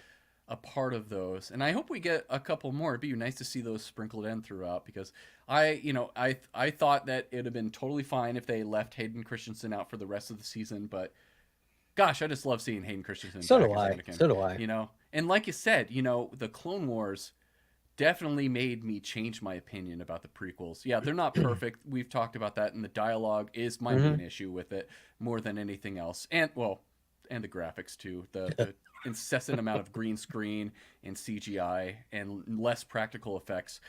But I still this is going to age perfectly. Don't worry. Just like Jabba the Hutt in A New Hope in that cutscene. It's gonna age perfectly. But I really did, after seeing the Clone Wars and what Dave Filoni was able to do to flesh these characters out, it made me appreciate the prequels on a whole nother level. So they do hold a special place in my heart now because of what he was able to do. So if this is a Herculean effort, if he's going to be able to do this with the sequel trilogies, I don't see how he gets there just yet, but if he's able to do it, I am all for it. If you are able to improve the sequels, great. But if all you can do is just ignore them and move forward, that's fine too. I'm fine with either. But yeah, it would be great if those movies were improved. And I have a video back in the day, and I always thought this would have drastically changed my view and my feelings towards the sequel trilogy in a way. And some people don't like it, but I very much liked it, and I thought it would have linked the Skywalker saga with this damn sequel trilogy that was supposed to be the Skywalker saga. I really thought that they were going to have, Anakin be Rey be the reincarnation of Anakin Skywalker, and it was like her penance to restore balance to the galaxy as this new Anakin, this new chosen one, and he had to come back and fix the things that he destroyed, kind of a balance in the Force type of thing. Not bad. And I wonder too if like they were thinking about that in the first movie in Force Awakens, because there was so much in there about like, who is this character? What are they doing? And there was a lot of retread with, this character and a lot of similarities to Anakin Skywalker. And she was instantly bonded to Leia in that. And I was like, that's weird. Like what stranger would automatically hug a person like that? Yeah, there was a lot of weird choices made. There are some choices that they made in that film. Going back to what you had mentioned about some of the elements in Ahsoka that if you heard about them, you would think at first, oh, that's fan service. But the way that he deploys them in Ahsoka, it works. Like C-3PO tonight, that worked. Yeah. But some of the elements they had in the sequels was definitely fan service, and it wasn't deployed the right way. Fan service sakes. Yeah, exactly. So again, I think it has a lot to do with the person at the helm, the one creating it, the one directing and writing. They've got all of this. They've got this treasure trove of Star Wars stuff that they can use, but you have to use it the right way. Yeah, you can't just put it in there for fan service. There's got to be a purpose see the story.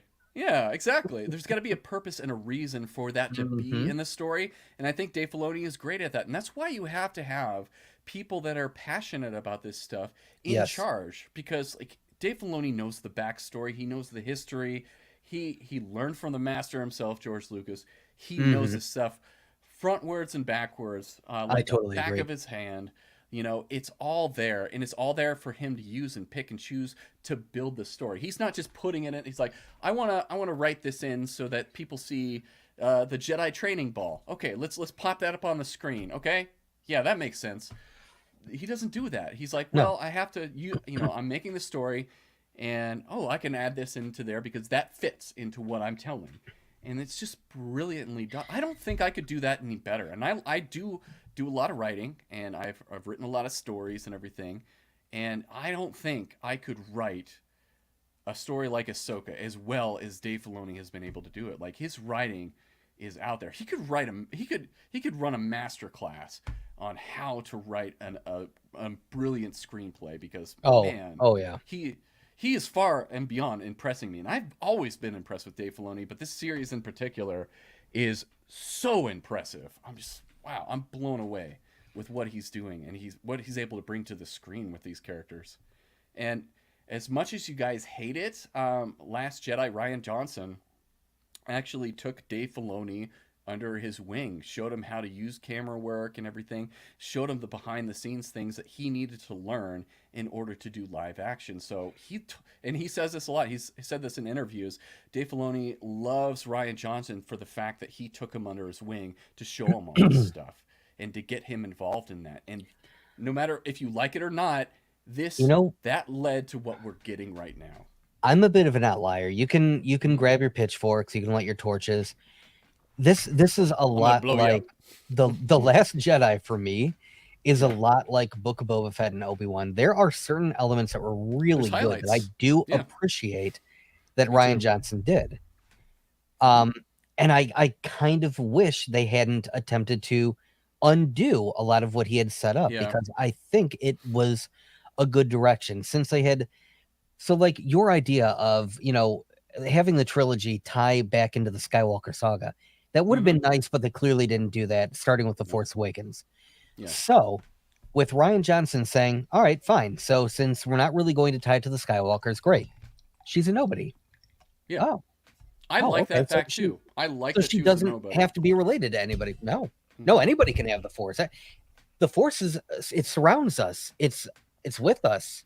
It combines anybody can have access to the Force. You don't have to be anyone special. And I'm like, I like that idea. I thought that was pretty neat. Now, again, there was a lot of other elements in the movie that questionable. I think they could have done without all of Cantabite. Agreed. Yeah, the whole Cantabite thing was crazy. And take it from me, I love Rian Johnson. I love a lot of his movies. Brick, Looper, some of my good. Freaking great. And the way that he uses his effects, I love it. And the way he uses practical effects is amazing too. So Rian Johnson, I love, and he was, he's this underground director that came up from nothing too and just built this thing. And now he's got Star Wars. So I love Rian Johnson. I love what he did with Knives Out as well. And so he's a great director. And originally he was supposed to write a Star Wars story that didn't take place in the Skywalker saga. And that's what he originally wanted to do. And then when he got in there, they're like, oh, hey, do you want to actually direct episode 8? And he's like, okay. So I really wish they would have let him go off in his own direction as Star Wars, let him create new characters, let him make his own story. Oh, that would have been good. That would have been much better than what we got with Last Jedi. And again, I agree with you, Doug, that I did like a lot of elements of Last Jedi because I do very much like Rian Johnson. Speaking of practical effects, did you know that he actually reused the Yoda puppet? He did use the... yes, that wasn't CG. Yep. I knew it was a puppet. I didn't. Was it the original? I thought the original. Well, they had to fix it up, but yes. Okay, yeah. There had to be a lot of fixing. It was old, so. Yeah, I did know that it was a puppet, and I very much enjoyed that too. I was like, thank you. Like Yoda shouldn't be CGI, and I know why they had to do that for the prequel trilogy. And the way that he moved, that made sense. Yeah, because I know the way you move. Wasn't it in Phantom Menace they originally did use a puppet and it looked terrible? Well, they did, for the premiere and in theaters. Yeah, it was a practical puppet that they used for all the scenes. And then later on, well, when they did Attack of the Clone, they decided to go all CGI, and then they went back and to the Phantom as Menace George does. As he does. And I never had a problem with that. I'm like, go for it. No, there are certain things that I am glad that he fixes. Like, honestly, I prefer having Ian McKellen as the Emperor in Episode 5. I think it makes more sense. Totally. Yeah, instead of like a monkey baboon type of thing, lady thing that we got going on. That was so weird. And yeah, it was weird. All right, Travis says, I think they also had the original creature creator from the original trilogy. I think I remember reading that, too. Yeah, and if you notice the guy who designed Yoda, he looks a lot like Yoda too.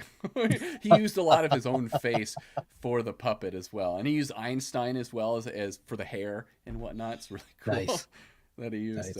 Nice. So there were definitely lots of really cool elements in Last Jedi. But what we're getting here in Ahsoka is definitely bringing up all the best elements of all this stuff. So I very much appreciate it. And I can't be mad. I can't be mad at Rian Johnson for showing Dave Filoni the ropes, because this is awesome. We're getting the best of Star Wars now, and we're getting it on a weekly basis, which is fantastic. All right, do you have anything else you want to bring up about this? Any final parting things before we go into our review, our rating on the Doug scale? Just one last thing. So going back to what we were discussing before about Ezra's choice of clothing. Again, the way that he fought tonight, I think that kind of disputes the ongoing theory that they are stormtrooper dog tags. Now, we did get some clarification that the clone troopers did have ID tags. Yep, thanks to Attack on Show. Thanks to Attack on Show. But I still don't think that that's what that was. Under his. Agreed. I don't think so, and his character isn't showing that either. Like he's very much peace and love, man. He's Chris, he's on his way home. He's going home, Chris. Oh, he's totally going home. Yeah, Ezra, you're going home, as in he's going the home. Netherworld. Where did Ezra go, Mommy? He went out to a farm where he can frolic and play with all the other Jedi. I know, right? He's going to the Ezra farm to play around in the fields forever. He's gonna love it. But how cool was it too? This is my final thought. How cool was it to see 3 Jedi there in front of the screen again? I'm just like, yes, this is awesome. So great. So great. I'm loving it. Got to give props to the actor who plays Ezra, Iman Isfandi. I'm loving that guy. Like, he's doing a great job with Ezra. So I look forward to seeing him again. I want to see more from him. So I'm getting invested in this damn character. So yeah, that doesn't mean there's good things that are going to happen with this character. I'm getting a very bad feeling, guys. No, Are you getting a bad feeling about this? Yeah. I'm having attachments. So I'm going to the dark side here. Oh no. But yeah, he's doing a great job. And bad attachments are. Yeah. Are they though? Are they? But yeah, they've got a lot to wrap up next week. I got like Balin, what he's searching for, where he's going, Thrawn getting out of there, the gang trying to find a way to get home as well, if they are successful or not. It's like so much needs to be wrapped up next week. They do. So it's going to be interesting. They do. Just don't know what's going to happen. But anyways. Isn't next Tuesday yet? I know. Right? Almost. So let's go ahead and go into our ratings. On the Doug scale, Doug. What All right. On the Doug scale, where 1 is the worst, 5 is average, and 10 is the best. I am going to give this episode a solid 7. A 7 for part 7. It was good. It had a lot of good parts. It was not what I expected, as I keep saying. But the reason I'm giving it a 7 and not like a perfect 10, it just felt short, and it felt like a shorter piece of a larger picture. It almost felt like there was something more, and they kind of plucked this out and said, here, this will tide you over. Yeah. It was almost like watching, whenever they release those, here's the first 5 minutes of the premiere episode. That's what this felt like. It felt like it was a part of a larger thing, because it didn't feel like they ended an episode. It felt like it just stopped. Yeah. And you had that complaint last week too. So they've been doing this for a couple episodes now too. So if it had not been, if it felt like it had a proper start and an end for an episode, the way that I imagine a TV episode should be, I get this streaming, I think I would have rated it a bit higher. But 7 is still good. Yeah. It's still not negative. Yeah. I don't know. Like this whole series, would it have been a better experience if we would have gotten it like Stranger Things all released at the same time, or like the first part released at once and then the second part released at once? For our channels, absolutely not. It would be terrible for our channel. Yeah. So we'd only have two streams.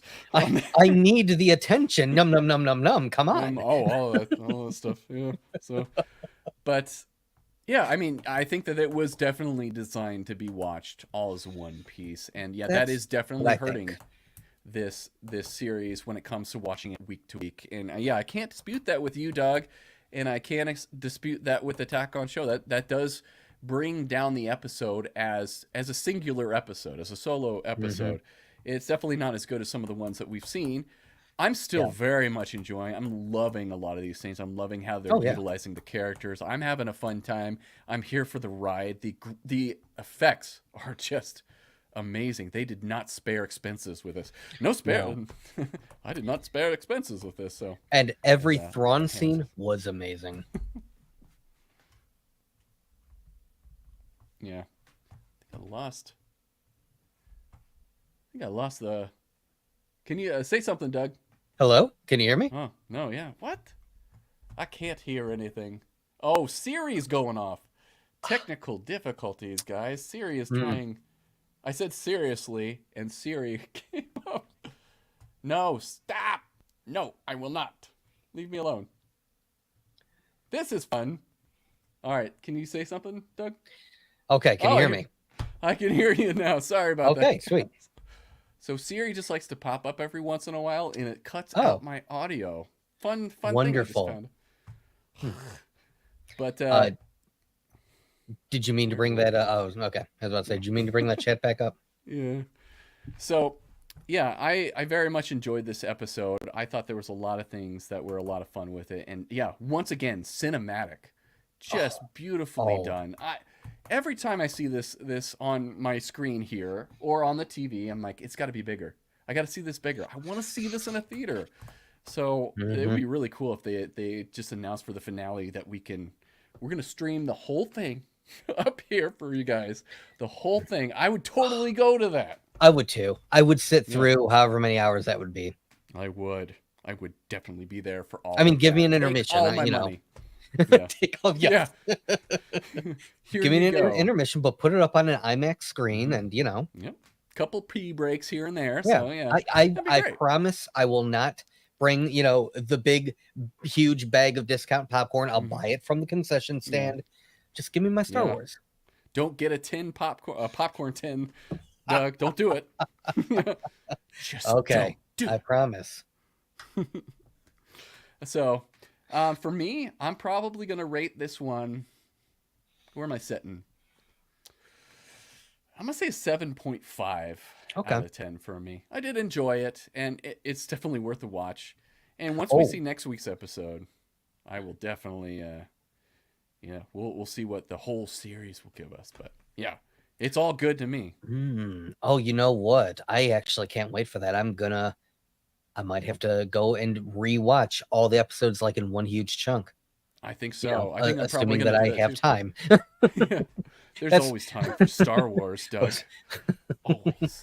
That's the one thing Ahsoka Tano does not have is time. It's time. But we have lots of it. You don't need to sleep. So, yeah, that was another great line from Thrawn. Oh, my God. Every line that he has is just perfect. I'm like, oh, good job. Good job. But if you guys want, we're going to be discussing this a little bit more with Keith and Dave joining on Not Your Status Quo on their stream there tomorrow.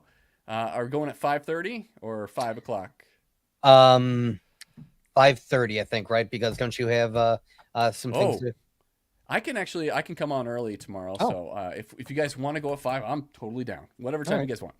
So yeah, we'll be doing that tomorrow. So I can't wait to hear what Keith and Dave think about this episode. And we get to talk about our theories and everything for the finale. It's gonna be so fun. So you guys can join us for that. And then next week, we're going to be doing our final watch party. Again, like I said, Attack on Show is going to be joining us. Not Your Status Quo. It is going to be epic. It's going to be so much fun to finish up this series with you guys. This season. I don't think this is the end of this series. No, neither do I. Season 1. So it's going to be a lot of fun. I can't wait. It's going to be... I've never had Robbie on. So have you guys had Robbie on? We have not. No. We have never had him on. I love that. So I can't wait to have him on. He's awesome. I like a lot of his opinions. I like all of his reviews. So it's going to be fun. He's a friend of the show. He's a friend of Not Your Status Quo. So yeah, we're just going to have a blast next week. So stay tuned for that. It's going to be a lot of fun. And that's going to about do it for us here at Fatherly Fandom and Not Your Status Quo. Doug, thank you so much for joining me. It wouldn't have been as good without you. I love having you guys on here. It's good having Keith. Great having you. I'm just having a blast here. So thanks again. You're awesome, man. Thank you. Yep. All right, guys. So I'm going to end the stream now. And if you haven't done so already, make sure that you subscribe to the channel or subscribe to Not Your Status Quo. Give us a like for this video. Share it with your friends and family. We really want to produce a lot of good content for you guys and produce stuff that just gets you excited for all these fandoms like Star Wars. So thanks again for joining. And from our families to yours, have a good one and may the Force be with you.